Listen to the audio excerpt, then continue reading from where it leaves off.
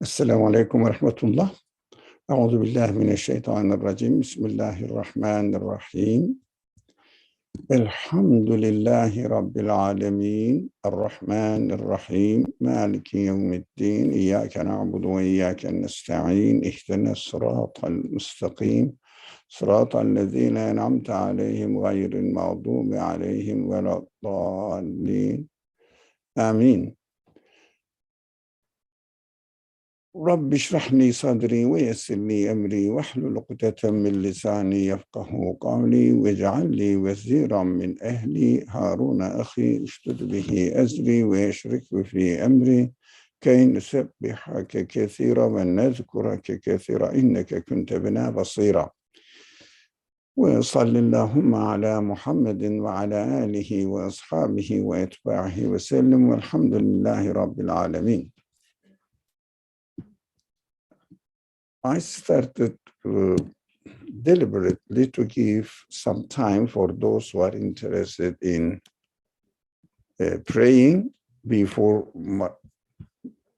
the class starts, because there is only 10 minutes or 9 minutes between the class and the beginning of Maghrib prayer, and at the end of the class it will be too late, so it may be disturbing for some friends. So I said it's better to start a few minutes late. Inshallah, we will keep our premise that we will start in time from now on. So we have been studying the story of Yusuf in the Quran, and it is the third session. Inshallah, we will continue. We studied up to this verse, which says, Bismillah ar-Rahman ar-Rahim. Yeah. Accordingly, we have revealed to you a spirit of our command. What is it to do with the story of Yusuf in the Quran?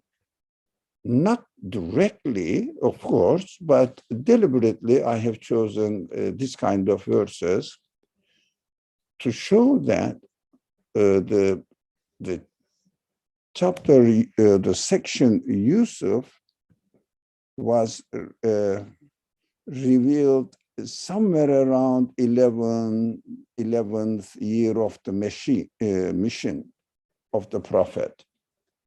It means he has been declaring all the messages, and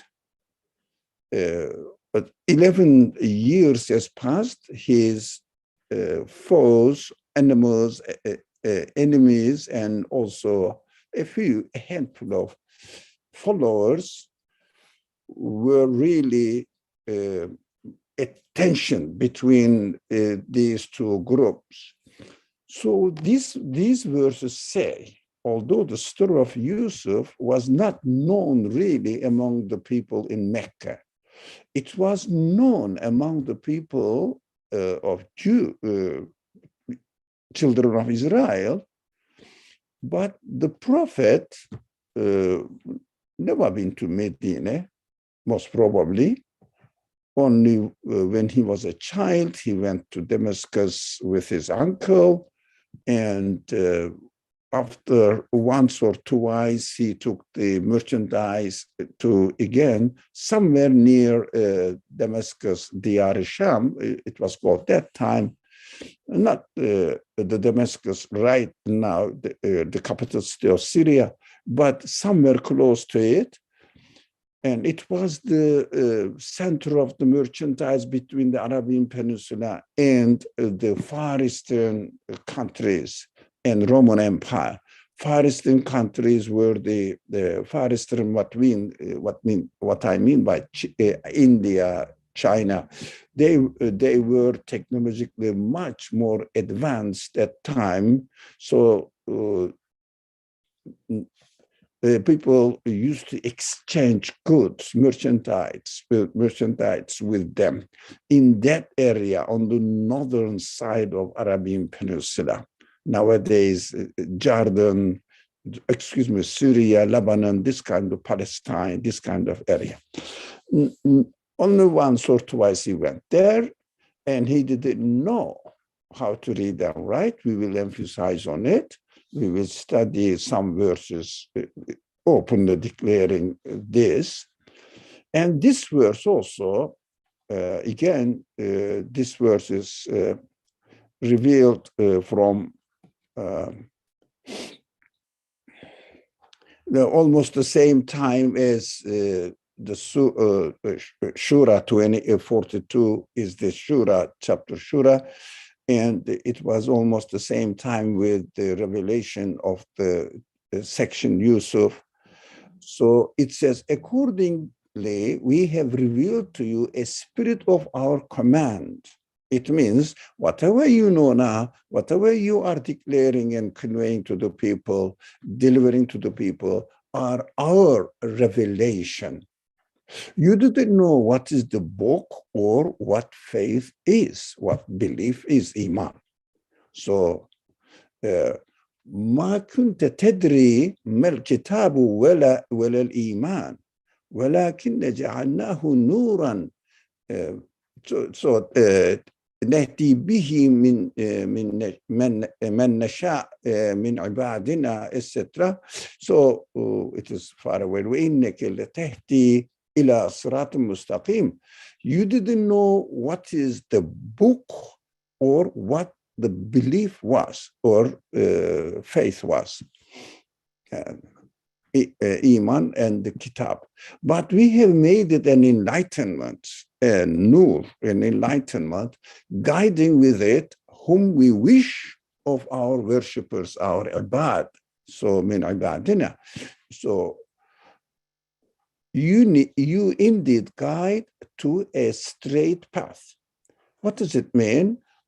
Because of the guidance you receive from us, you are really guiding people to the straight path, which is the most appropriate understanding of existence, understanding of life in this world and in the hereafter, whatever the purpose of life, everything but the reality, the truth related to this universe, right?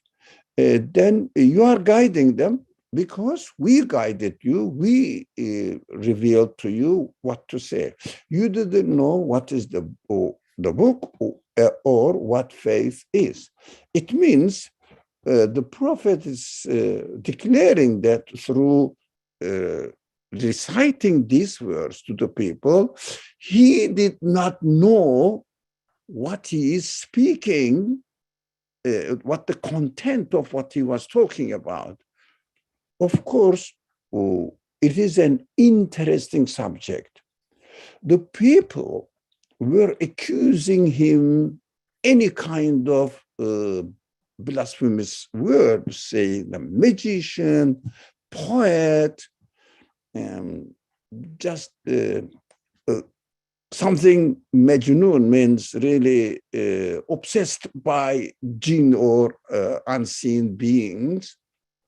But they never said that you are telling a lie. That's very interesting.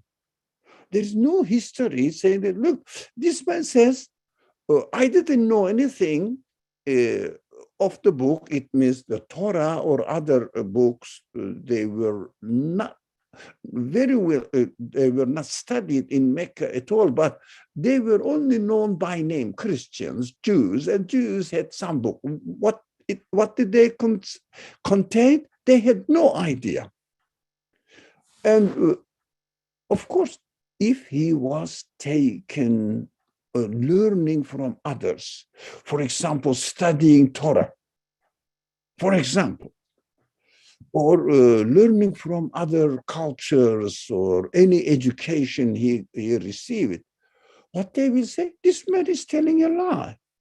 Why? We know that he was really educated among the children of Israel. That's what he learned instead of Yusuf from them. They would just accuse him and no one would believe him. Even more, look at these verses. Now, let me go further. Now, who follow the messenger. It is the continuation of the context. The unlettered prophet. They find described in the Torah that is with them, and in the gospel who commands them to the right and forbids them to the wrong, who makes good things lawful to them and bad things unlawful. And of course, the Torah is described here in its original form. Maybe the remnants of the original form still do the same thing. Oh, more or less, as far as the practical side of religion is concerned. Commands them to do the right and forbids them to do the wrong, who makes good things lawful to them and bad things unlawful, and reveals them of their burdens and the iron colors that there were on them. This verse is not really to be studied now because it is not related to our subject, so I'm not going on this iron colors that were on them represents. This is a figurative speech. It's a deep meaning, takes a long time to explain, and it's not related to our subject. So for the moment, so it is those who believe in him, honor and help him, and who follow the light which has been sent down with him, who will succeed. The messenger is told here. Now, it's then الذين يتبعون الرسول النبي الأمية. Now, so clear language. It is not figurative. It's a straightforward, literal understanding. Those people who follow the messenger, Rasul, and Nabi, and this is the Nabi al-Ummi, the unlettered prophet. It is so clearly narrated.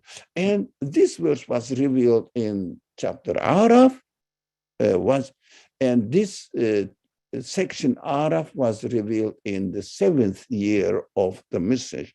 It's not after 7th year, this Ummi, unlettered, is clearly stated in the Quran, and none of his enemies really opposed the prophet, saying that, look, you say that there you are an unlettered people, and we know that you know how to read and write. No accusation is recorded in history that the prophet was a person of literary, and he knew how to read and how to write, at least, or let alone studying. Studying is mentioned in the previous verse. We studied.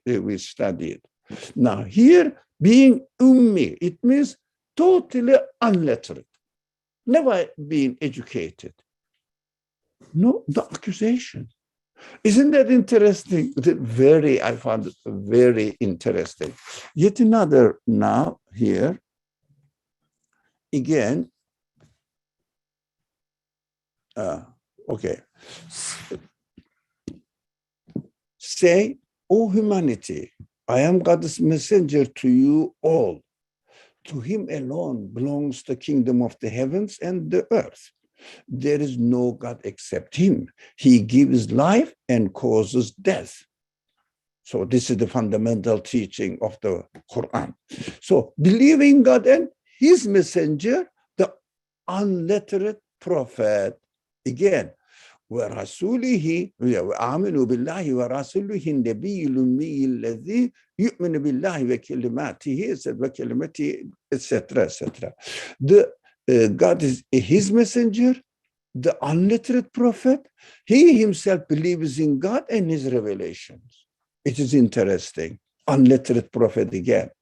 No accusation.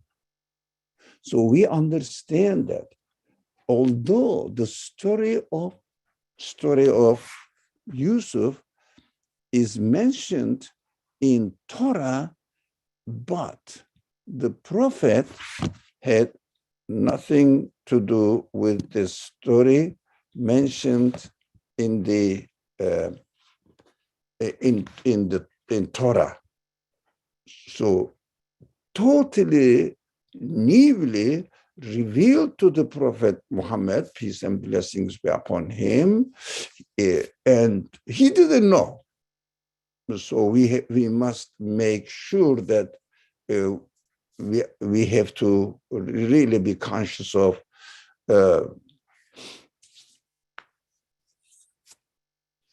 okay, then that the people who believed in him wouldn't believe if someone comes to you.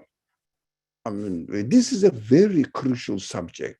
If someone comes to you and says, I'm going to recite to you what I have received from God. And this content of this revelation or this claim that this is from God, and says that you are an unlettered prophet. And we know that he knows how to read and write. And he knows Torah. He studied with it, with someone, with some scholars. We will say, which kind of God's revelation is it? You are just telling a lie. We know you are an educated person. You went there somewhere and got education from these other cultures, etc. Now transferring your information to us now. It was the case with the Prophet Jesus as well. Prophet Jesus belonged to the children of Israel. He was a member of the children of Israel. But he was not educated at all in any rabbinic institution. He wasn't really being educated among the Jewish institutions or working together or studying together with a Jewish rabbi. And yet he went to the temple, main center of teaching of rabbinic educations, and he was talking in an authoritative way. That was the word, authoritative way. It means you corrupted the Torah from this point, and you neglected this. You are exploiting your position and giving the evidence from Torah. And they say, who's this guy? They said, it is historically recorded, by the way. It's a well recorded. Who is this guy who has not been educated at all? He has no title, no authority to teach anything, let alone try to correct us. That is the mission of the prophets. Prophets never teach what they have learned from the society or for themselves. Has nothing to do with what their message has nothing to do with it. So, all right. So we have made it an enlightenment, guiding with it whom we wish of our worshippers, and also, O Prophet, you indeed guide to a straight path. We have to know that these are very important subjects. Yeah. What the teaching of the content of the teaching of the revelation really conveys to the people, we have to understand that the content of the revelation teaches people not what we can learn ourselves by studying, I don't know, some sociological events, some physical, chemical reactions, physical events, and biological developments, this kind of methods. So What they teach, the revelation, all revelation, in fact, what they teach is only what our conscience acknowledges, the reality of what we are experiencing in this world. That's why it is important that the prophets themselves did not know the content of the teaching, but they received it and conveyed it to the people, and the people could recognize it, that it is the truth about the reality of existence and about the reality of life, the purpose of our life, and explaining what is going on in this world. Not necessarily that how the galaxies move. No. Whatever the way they move, spiral or elliptics or whatever the type, or circular, or I don't know, triangular, doesn't matter. I mean, you can study those things, but they are not related to my existence. Knowing all these doesn't help me to explain why I am here, what am I supposed to do here, and what is the source of existence of me and the universe, and what is the end of the existence of my life and the end of existence of the universe, if it is going to come to an end. So Quran says, yes, it will. Yeah, everything has an end. Anyways, but we know that it is continuously changing. It means everything is continuously changing, that they are revealing the way they are created, revealing that there is a beginning and there is an end for every act of creation. So we know that the total of the universe will die as human beings die, and living beings die, and the mountains or the oceans even change place.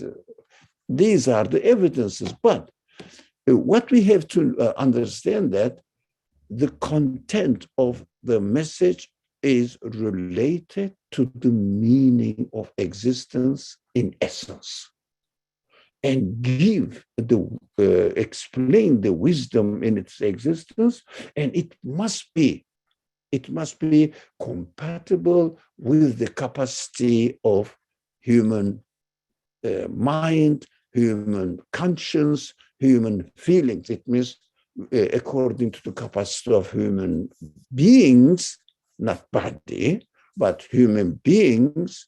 What makes me a human being is my not body. Body has even the how do you say? Some animals have stronger body than I have, but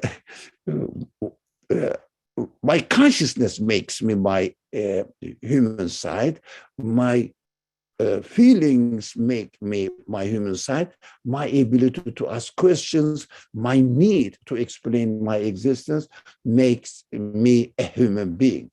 These are what we have to consider. And this news, this explanation comes to us. We receive this explanation from an unliterate person. Why? Because literary only teaches you the appearance of the world, how the universe works, but how do you explain the way the universe works? As far as its existence is concerned, that is not possible to learn from the material structure of this world, but you can guess that this is not a simple existence. This is not a simple matter. The universe is not very simple. The existence itself is a serious matter, and It always bothers every human being who really spares some time to question, what does it mean for me to exist? This is a big question. Everybody, every one of us should ask this question. What does it mean now that I exist as I am? What is the significance of it? How the things are happening? Everything, including my feelings, including my questions, including my need for security, including my need for satisfaction, including my need to receive help that I cannot myself reach out. Or, for example, meaning of my life is beyond the capacity of my limitations to understand the meaning of what is going on outside world. What does it mean? Of course, we rightly expect the one who created this world in a wonderful way, in a wise way, must know what he has created me with these questions, and must know that these questions need the answer. That's why he has to teach us. But always the message was revealed to humanity only through those people who have not been educated in one way or another by themselves, or they are not really educated people, the prophets. What is the significance of it that we need to know? If someone is educated in a very good institutions, teaching institutions, education institutions, and they start telling me something, and even he may say that I received this from God, I was really doubt about it seriously, because it is his own idea. Maybe he is just making out his own philosophy of existence out of the knowledge he has received. It is very difficult it would be very difficult to make the distinction between what God revealed, what the man himself who conveys the message knows. So this is important for the Quran to repeat these verses, saying that the prophet or the messengers are unliterate prophets. That's what God sends message to unliterate people. Inshallah, this is very important to keep in mind. That's why I wanted to go somehow. Excuse me, somebody wrote, cannot hear, works fine, check your audio. Somebody answered it. Yeah, people are hearing it. Thank you. I think if you have any problem, I'm very bad at technology, so please let me know what's going on. Okay, let's move.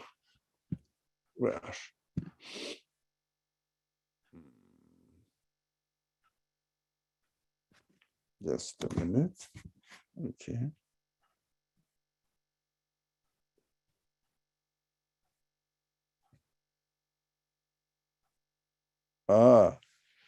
There were other verses that I really shared with you. Now, again, another verse, or did we study? No, the previous verse is different. The unlettered prophet, they find described in the Torah. So this verse says something else. Say, O humanity, I am God's messenger to you. To him alone belongs the kingdom of the heavens and earth. Am I reading the same verse? No. This one I think we studied. And also this verse 29:48, also revealed around the 13th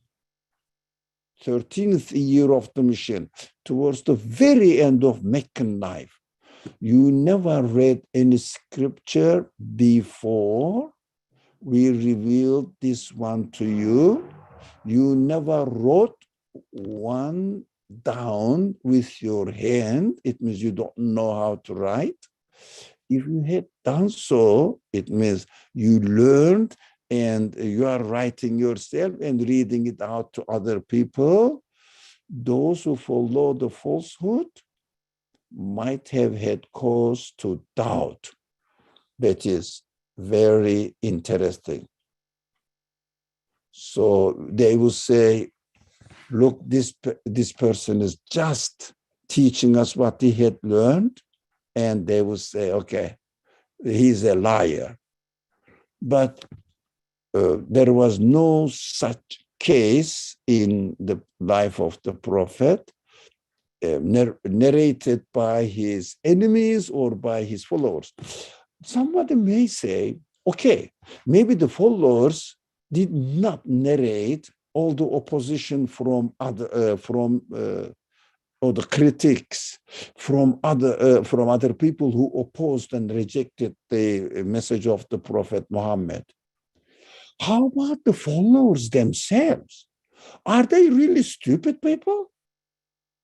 So that they will fool themselves, cheat themselves, saying that this person says, this is revealed to me by God, and in the revelation, it claims that I am an unlettered person. I didn't know anything before I received this message.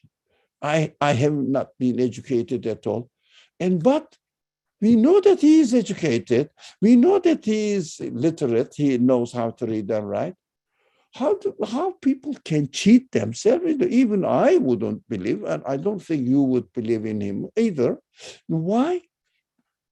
The believers wouldn't follow him because he's contradicting his own reality by narrating all these verses. It is interesting that the people were so loyal to him, following him so closely, so that, for example, he was noticing how he was eating the date, how he was drinking, how he was walking. And even they were really very careful about the saying, to protect the sayings of the Prophet, apart from the Quran. This is precious, we have to memorize it, because the Prophet had forbidden to write his sayings, not to confuse with the writing of the revelation of the Quran itself.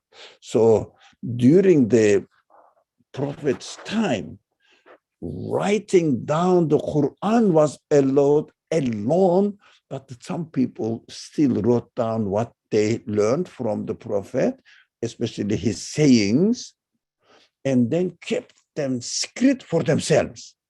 This is an interesting thing, not to publicize it to others, because the Prophet had prohibited them to say. They were so closely following every single word he was teaching. Why should they do so if the Prophet was literate or educated? Because he's saying that I'm not educated. Do you think who can fool himself? It is impossible. That's why if there was even no evidence that I learned from the Quran, teaching me or demonstrating that the content of the Quran is so satisfactory for my spirit, I feel very confident about it. When I read these verses, I would say, if this person was a literate person, educated person, the people who followed him would never follow him. I wouldn't follow him. These verses themselves are the miraculous proof of the prophethood of the messenger.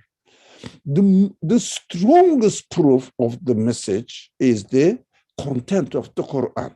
This is the strongest proof, evidence, the miraculous content of the message of the Quran. That's one. The literal quality of the Quran is so consistent. This is the second miracle of the Quran. There are other narrations of the miracles. I leave all of them aside. I don't deny. No. They are okay. But one miracle of the Quran is saying that this prophet is an illiterate prophet, yet thousands of people died to convey the message of the Quran just for the sake of the prophets, truthfulness. Thousands of people. Why should they die? For the sake of somebody who teaches or tells lies, saying that God told that I was an illiterate person, but you know that I'm a literate person. I learned. I went to, I don't know, somewhere in Medina with the Jews or somewhere else, to Iran or someone. I don't know where the literacy was very widespread. In Habeshistan, for example, in nowadays Ethiopia, Ethiopia, sorry, it's not Ethiopia, went there and learned something from the Christian people. We knew that. Why should they die for this, for the sake of a liar? This is for me the third strongest miracle of the Quran. And surprisingly, why I emphasize so much today, I said, today we have to study this matter to myself, definitely. But so interesting that those people talk about the miracles of the Quran. They don't refer to these verses. Generally speaking, very exceptional, yes, that's what I learned from them as well. Very exceptional, very rare. It is not commonly known. If you speak about splitting the moon, almost all Muslims know. If you speak about the miraculousness of the literacy or rhetorics of the Quran, everybody knows. But this one is, I don't know. To me, it is very convincing. Would you like to say anything? Whether am I exaggerating this subject, or it is really very important? As I am, as much as I am excited, is it really worth emphasizing on it? Any idea? Do you think I really made it clear to you how significant these verses are in the Quran? I am excited, but I don't hear anything from you. Maybe I couldn't really explain it.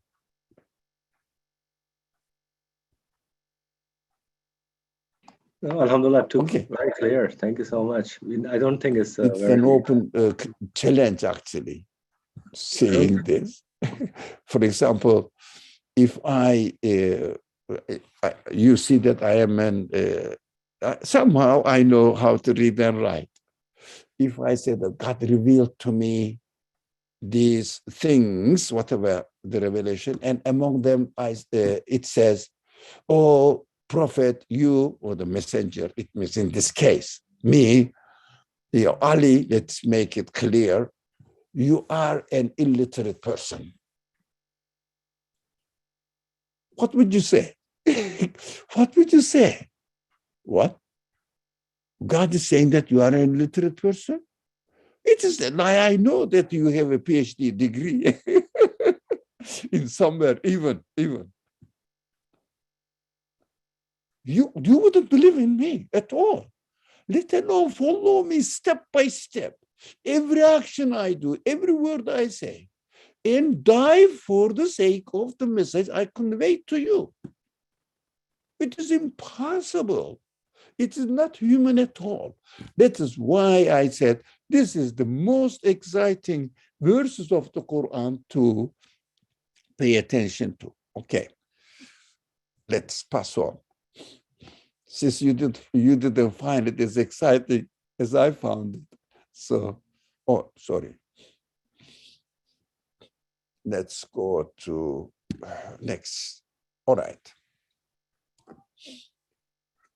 Now we started studying the story of Yusuf in the Quran from the section Yusuf, but verse 4. Bismillah. You know, this is إذ قال يوسف لأبيه يا أبت إني رأيت 11 كوكبا والشمس والقمر رأيتهم لي ساجدين.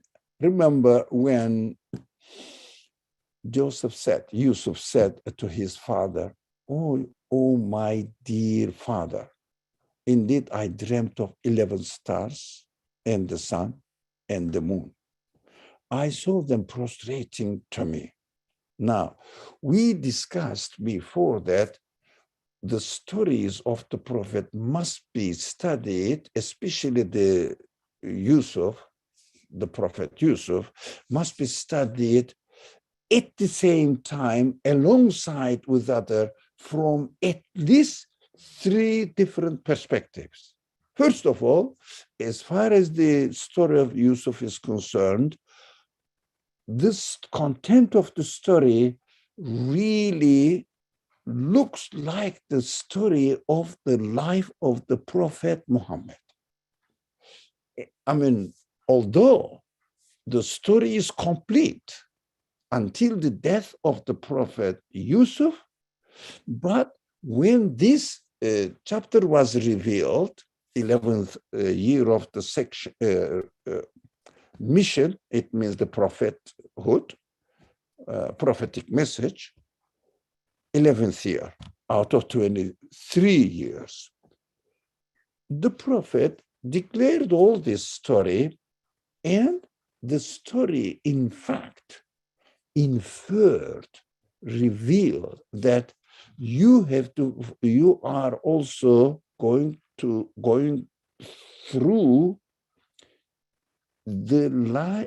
at least in general sense, on the line of the prophet Yusuf. That's why the whole picture is presented to the prophet, but this is one aspect of the story related to the life of the prophet and his conditions there, historical conditions, geographical conditions. First of all, we have to study from this perspective briefly, because it is not related to our life right now. But we have to bear in mind, somewhere at the back of our mind, God is telling to the prophet that the 11th year is quite interesting year, the very end of the period of boycott. We have to know this period of boycott is very important.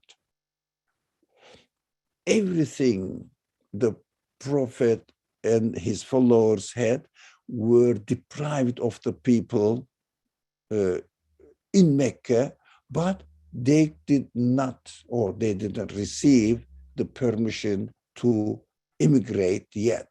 I don't know, I may be confusing.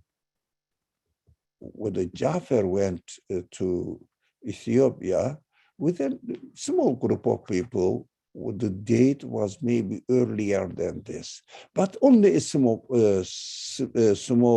group of people, but majority were subject to the boycott. I think the Jafar went to Ethiopia, migrated to Ethiopia on the 7th year. I must really check it. Oh, okay, but mostly the people were deprived of their right to live in Mecca because nobody was communicating, nobody with them, nobody was exchanging anything with them. To sell or to sell to them anything, any good, and to buy from them any good was prohibited by the chieftains of the community.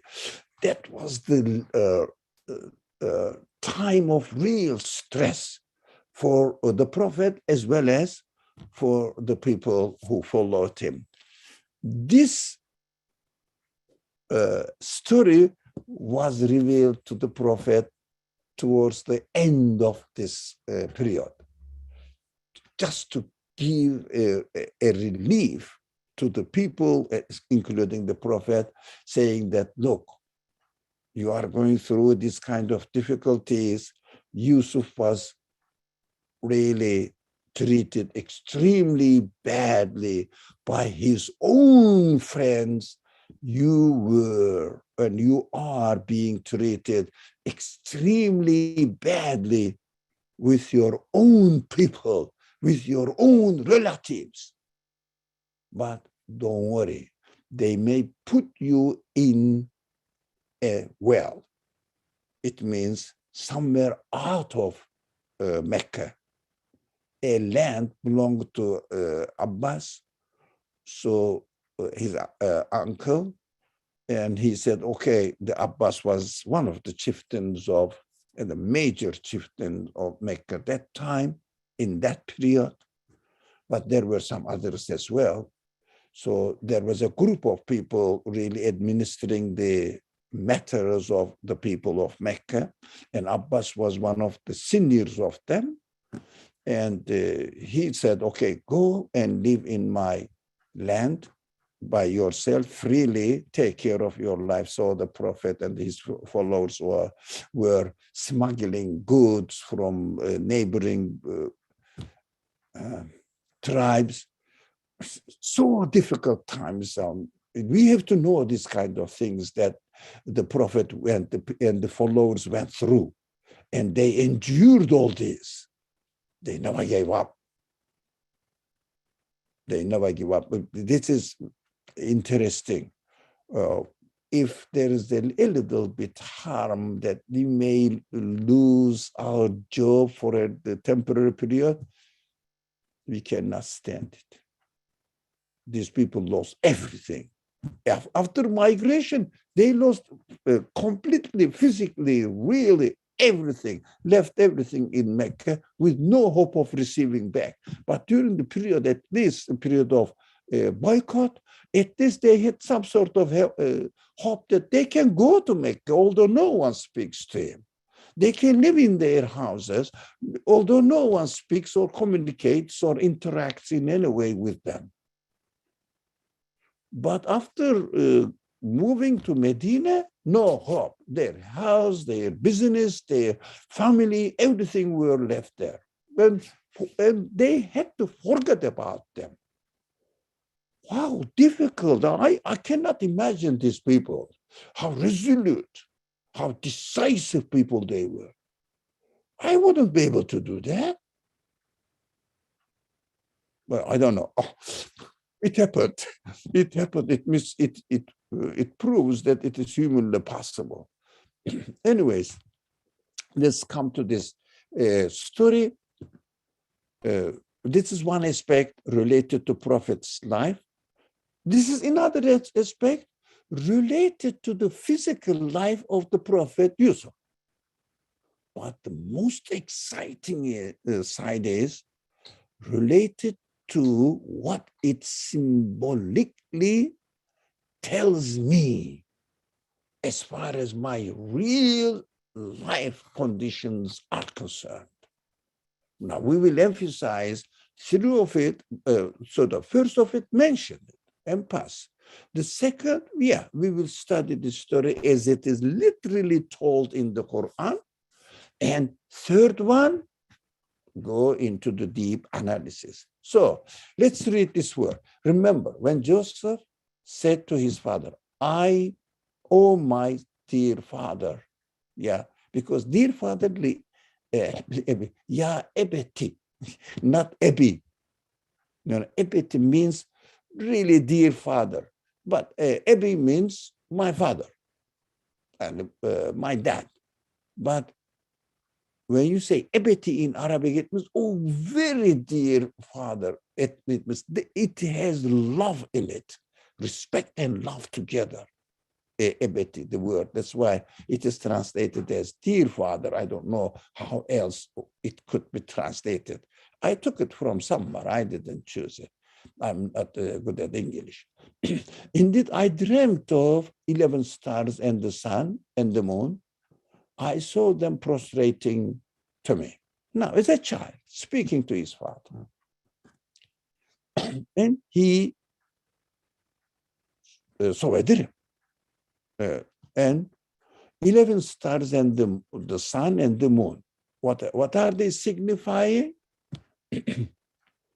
11 brothers and his 11 brothers. We don't know about, the Quran doesn't mention whether he had some sisters, maybe, but especially the brothers opposed him. That's why that they are the subject of the story. And for example, he must have a mother, definitely, but the Quran never mentions because it is not related to the story of Yusuf. So we have to understand that the Quran is always concise, to the point where the message is really included, so that in the story of the prophets, only what needs to be known and taken lesson by the reader of the Quran. The rest is just ignored. We don't have to make a story of the prophets at all. We have to take every instant as related to our real life. We don't read the Quran nowhere. It is never appropriate to read the Quran just to learn a story. Arona says, let me read with my glasses. Very interesting. I see the wisdom in the conditions that were present in the prophet's life. Now, when he received the revelation, people had no advantage following someone who is unlettered and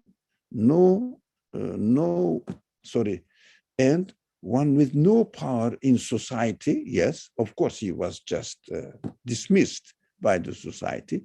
And his being unlettered made it near impossible to deny the truth of his message. Now, it is a miracle, subhanAllah. Just thank you. It's a summary of what's said. Thank you very much. And I appreciate your summary.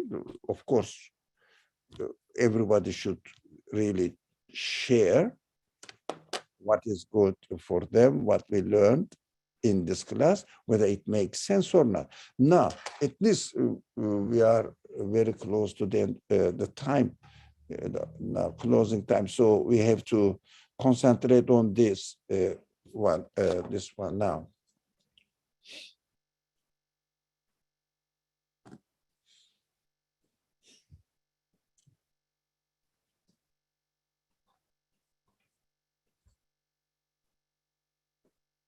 Now, as far as the life of the Prophet Yusuf is concerned, at the end, he was dreamt of. Of course, the dreams are created by God as well.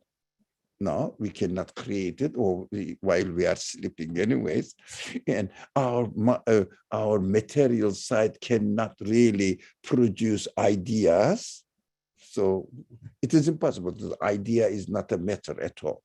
It cannot be the production of the matter. So idea, for example, the meaning of a written sentence cannot be created by the letters or atoms of the letters. It is impossible.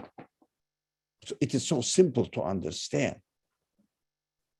So if something is written there with an ink, for example, let's say, or a pencil, of course, if it is a meaningful sentence, the meaning is created by the, it's an analogy, created by the man, a conscious being who wrote it. No one can ever think that the meaning is created by the atoms of the ink. It is impossible. But when I think about it, people say it is the action of the brain cells, neurons. It is created by the neurons, the ideas, worries, excitements, anxieties, hopes were created by my brain neurons or the relationship with neurons. It is recorded there. What is recorded? Knowledge. Knowledge is not of matter. That is crazy. That is crazy. This is just making an excuse not to really believe that the meaning can only be created by a conscious being, cannot be related to matter at all. So 11 stars, literal meaning. Farah, please, I acknowledge your raised hand. I will let you speak, but don't give up, okay? But it is so interesting. 11 stars, as far as the life of the prophet is concerned, Prophet Yusuf is concerned, 11 brothers. As far as the life of the Prophet Muhammad is concerned, his very close relatives. Not necessarily 11, doesn't matter. The numbers are not important in the Quran, by the way. It is the principle. And the sun and the moon, the main in the life of the Prophet, chieftains. In the life of Yusuf, really father and the mother. Now, how about the figurative meaning of the message? Prophet Yusuf represents human consciousness, human conscience. We studied this in our previous. So the relationship between the human conscience, human mind, human body, human tendencies towards matter, human tendencies towards relying on reason only, not using the reason, but seeing the reason as the source of, as to be the source of truth. But using the reason, it means reasoning is different from rationalism. That's what the people confuse mostly. Rationalism is the ideology that claims to be, claims that the reasoning mind is the only source of truth. We can only find the truth by our reasoning. We don't need revelation, it means. We don't need religion, it means. Now, that is rationalism. But human reasoning is a tool to understand the reality, even the reality, truthfulness of the message that the prophets bring to us. It means, for example, in the case of Islam, the Quran, reasoning is necessary. Quran always says, what we are saying, what we are telling you here in the Quran, use your aql, use your reason to understand that it is true. Now, it is interesting. So Joseph represents human, if you like, spirit, human soul, or human conscience, the center of, in the language of the Quran, human heart. So 11 stars relates to the human conscience. All these matters outside world, prostrates people before human soul. What does it mean? Serves him. They are the evidence to demonstrate that what the conscience is expecting to happen, expecting to be satisfied, is provided by the evidence of the universe. And when the revelation comes, we can really make sure that the revelation is true under the witnessing of the universe, the stars, the sun, and the moon. Of course, the Quran speaks with the simple examples so that everybody can understand. Can you imagine that if the Quran said, not only during its first revelation, even now, if the Quran gives us the details of the black hole, no one would understand it. No one would say, but the simple example, look at the moon, look at the sun, look at the stars. They all witness. Look at the earth, look at the mountain, look at the fruit you eat. Pomegranate, dates, figs, olive oil, what else? Clearly, spider, ant, honeybee, what else? Very daily experience are given as evidence, so we can use them as evidence to prove, to confirm that what the message says, and my heart will be satisfied with it. So this is this verse 4 teaches me that my conscience must use, my consciousness must use the stars, the sun, the moon. It means the external universe, in order to get satisfaction that the message I receive from God through the prophets is really true. I think this is the summary of the verse 4, as far as the third aspect of the matter, which is related to our life, is concerned. I am hurrying, the time is limited, I'm hurrying, and I don't want to be boring to you, but that my language, I feel that my language is not really very clear. So, Farah, but please excuse me and try to understand me. If not, please, if you didn't understand now, listen to it, that you can get the gist of the message. I am excited about what we have told today. So, inshallah, you can benefit from it.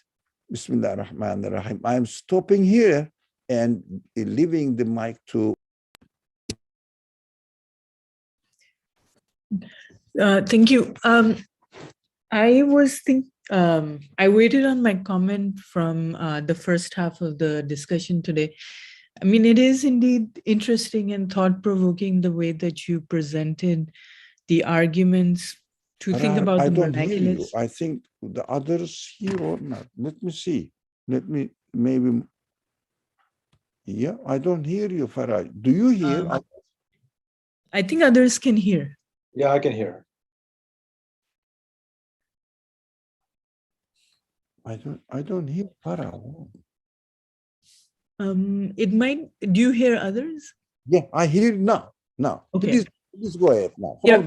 My comment was waiting from the first half of the discussion to think about the illiteracy of the prophet as a sign of the miraculousness of the Quran. I think it is. I was generally familiar with looking at the illiteracy of the prophet as a sign of that this could not be his own word.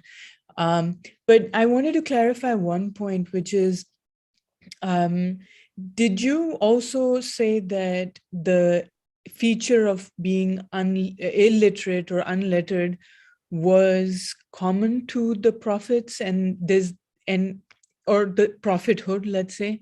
And two, like in this case, is illiterate particularly just pertaining to the idea of not being familiar with revelation and scripture? Because I would imagine that at that time, that would be a big part of what literacy meant, which is, or that was the things that were being primarily written in that time, which is revelation. It's a good question. Thank you very much. Not only illiterate, ummi doesn't only mean that we understand in English illiterate. Ummi means you did not receive any education. You were only as a person, you were born from your mother. It means your own nature is protected. You didn't corrupt it. You didn't corrupt your real nature with the polluted ideas around there. It means you didn't receive any education from the existing civilizations. Because whatever we learn from other sources, apart from the revelation, is corruption. So it is not related to the revelation, of course. That, for example, our minds are all corrupt. We have gone through secular education. So only the truth, the reality, the source of the truth, reality is the revelation. So you didn't learn anything but protected your reality, your nature, if you like, as you were born from your mother. Mother. Ummi, belonging to the mother, it means, simple translation is illiterate, not educated at all. Not only concerning the content of the revelation, but nothing else as well. Because anything else, apart from the revelation, we would corrupt him, and he wouldn't really be the candidate to convey the message as he receives, without confusing with his knowledge, the information he learned from outside. So the prophets in general, there's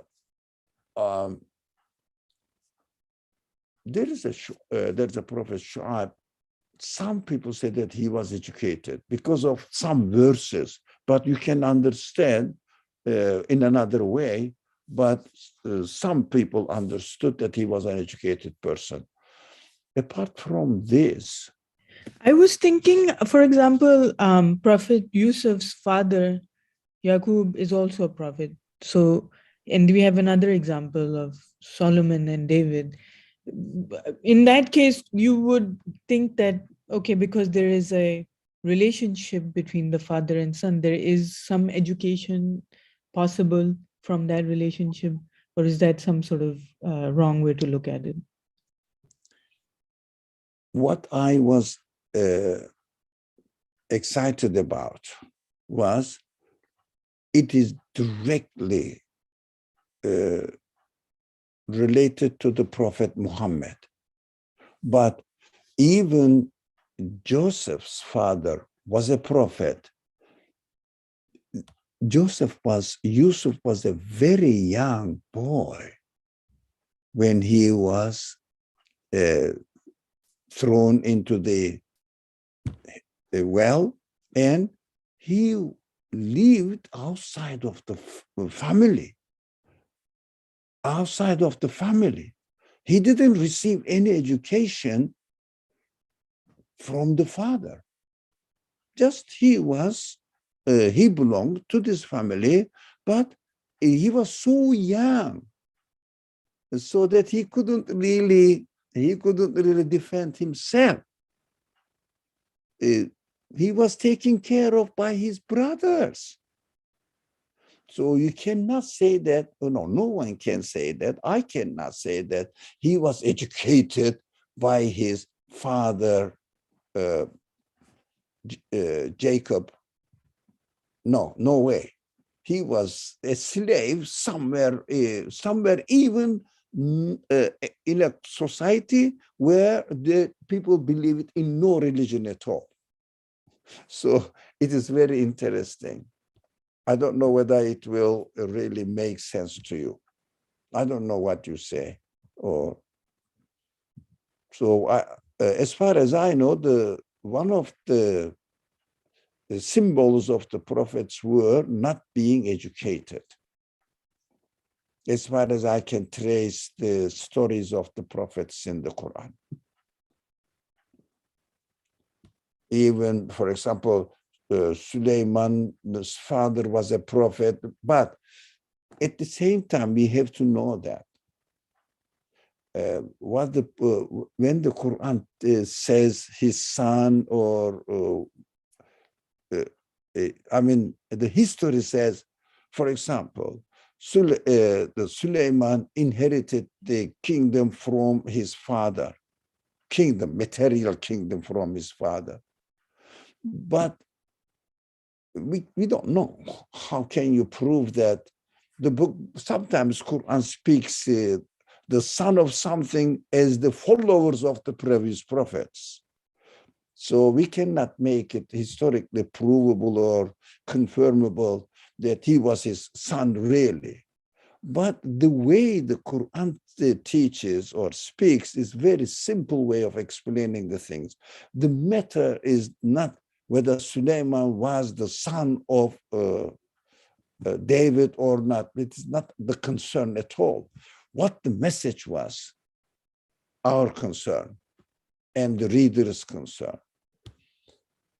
I don't know whether it makes sense to you. No, I think the point that you clarified about Ummi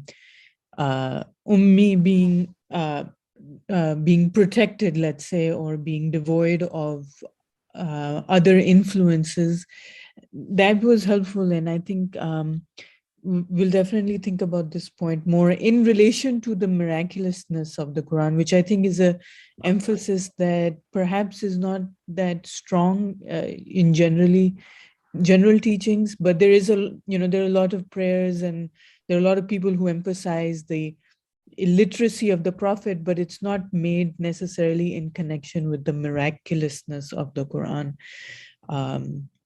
But there is some sort of pride felt in the fact that the prophet was illiterate or unlettered, or however.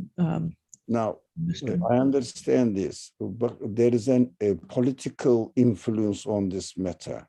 I think you must be aware of this, or you must have learned that what you said here now.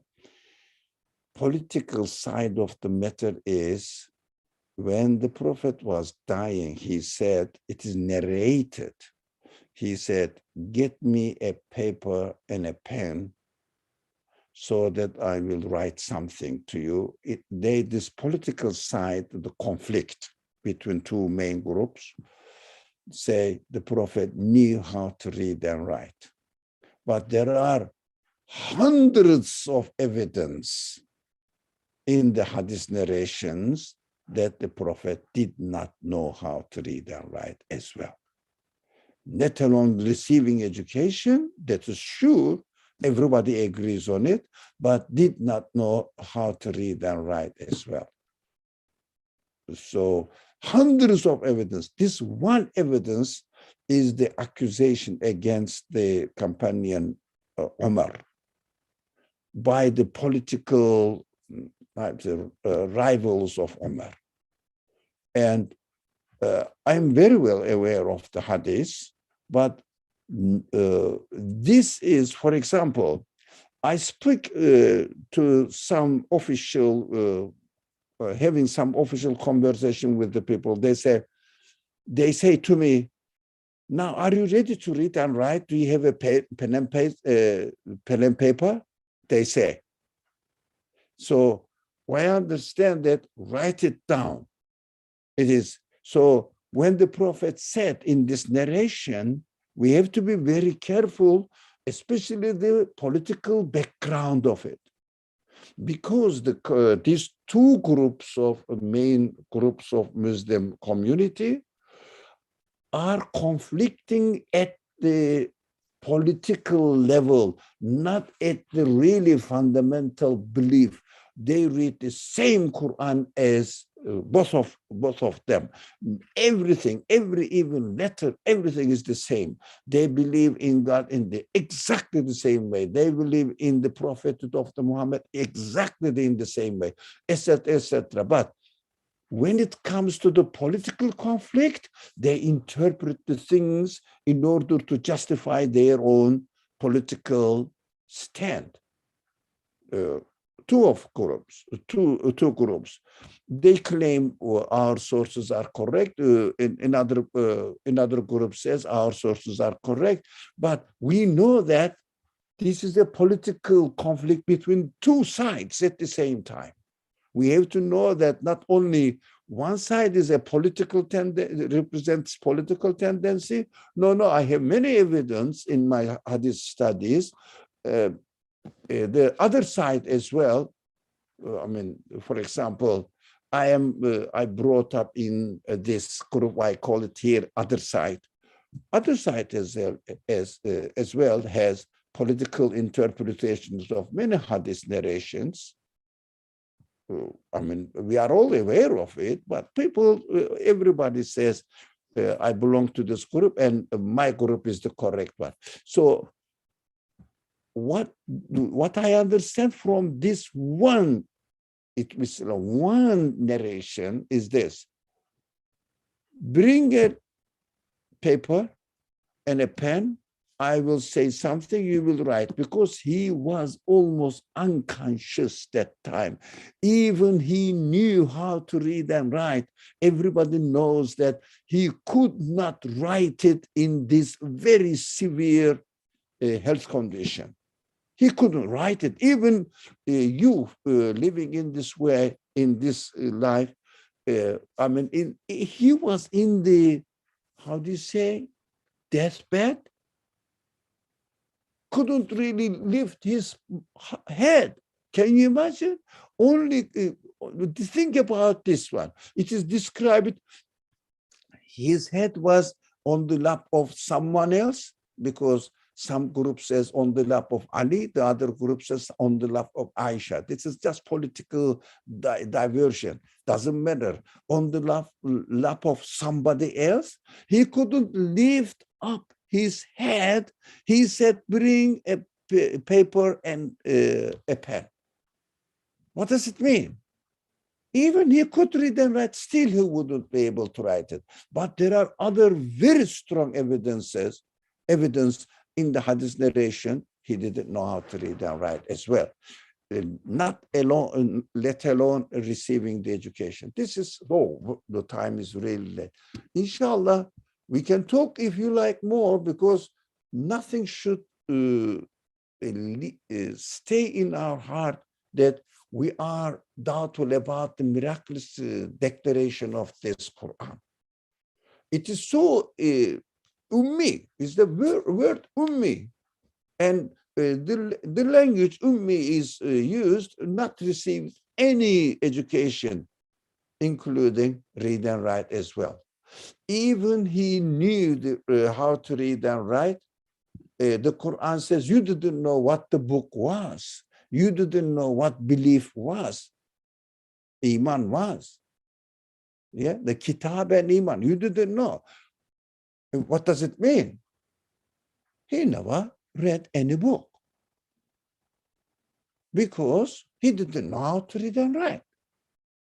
Let's say he didn't receive any education from a particular scholar, but he was studying the books in his house. No evidence. No, it is a very, very strong really. It's a very strong evidence to me.